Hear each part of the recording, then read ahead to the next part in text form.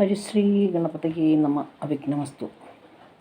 നക്ഷത്രജാലത്തിലേക്ക് പ്രിയപ്പെട്ടവരെ സ്വാഗതം ചെയ്യുന്നു. അതിനു മുമ്പായി ഈ ചാനൽ നിങ്ങൾ ആദ്യമായിട്ടാണ് കാണുന്നതെങ്കിൽ സബ്സ്ക്രൈബ് ചെയ്യാൻ മറക്കരുത്. തൊട്ടടുത്തുള്ള ബെൽ ബട്ടൺ കൂടി അമർത്തണം.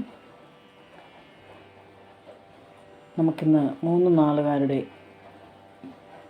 ഈ ഒരു മാസത്തെ ഗുണദോഷങ്ങൾ നോക്കാം. വിശാഖം നക്ഷത്രം 2ാം പാദത്തിൽ തുലാക്കൂറിലായിരുന്നു കർക്കിടക രവി സംക്രമം. അതനുസരിച്ചിട്ട് ഈ 3 നാളുകാരുടെ ഗുണദോഷങ്ങളാണ് പറയുന്നത്. അശ്വതി, ഭരണി, കാർത്തിക.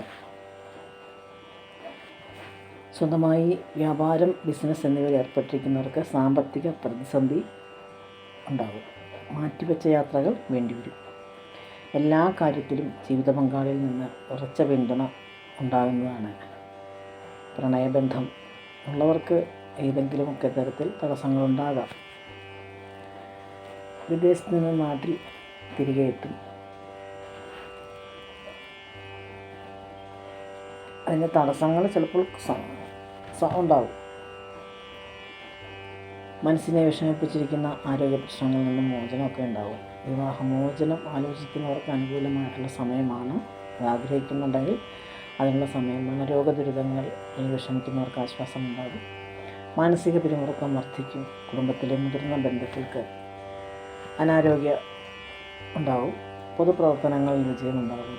സന്താന ഗുണം വർദ്ധിക്കുന്നതായിട്ട് കാണുന്നു. അപ്രതീക്ഷിത ചെലവുകൾ ഉണ്ടാകും. ഔദ്യോഗിക രംഗത്ത് നേട്ടമുണ്ടാകും. തൊഴിൽ രംഗത്ത് ഉത്തരവാദിത്വം വർദ്ധിക്കും. തികച്ചും അവിചാരിതമായി കുടുംബത്തിൽ അസ്വസ്ഥത ഉടലെടുക്കും. എങ്കിലും അതെല്ലാം തരണം ചെയ്ത് പോകാനുള്ള ശ്രമം നടത്തും.